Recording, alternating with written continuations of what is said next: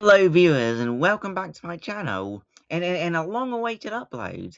4 months I believe. Quite frankly I apologise for such a long gap, and today I thought I'd try a different format of video in which I'm going to do a tier list, as you can probably see. This time of different luxury car brands and how luxury they actually are. So starting off Acura, that's basically Honda, so entry level, I suppose. Audi. I love Audi as well, but compared to the other cars on this list, gotta go luxury. Bentley, good, true luxury. Not as much as Rolls-Royce though, as you can probably see later on this list, but yeah, still. Moving on. BMW, well, that's all the same boat as Audi, so luxury.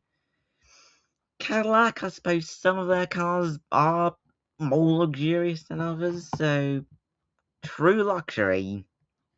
Genesis, I don't know a lot about Genesis, but they're probably entry level, so like Honda. Well, okay, maybe not Honda, but let's move Honda down one, because they're basically not luxury. It is a Honda at the end of the day. They are meant to get you from A to B. Still, Infinity, I do like an Infinity. Entry level luxury though. A Jaguar, luxury. A Land Rover being luxury. If it was Range Rover, that would be fine.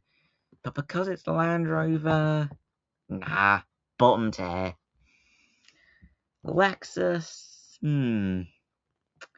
entry level, gotta go for me. Oh, I recognise that logo, like this one. This one right here. I cannot name you, but like the brand.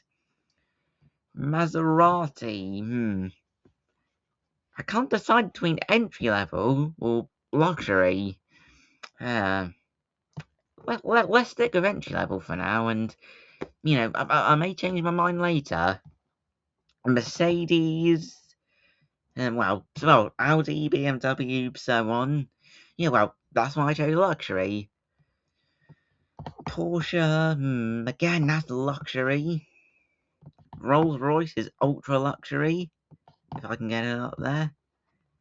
Tesla, well, depends what you consider luxury, doesn't it? I don't know. Still, I hope you all enjoyed this video, and I hope you will forgive me for such a long gap, and please tell me what that car logo is right here in the comments below.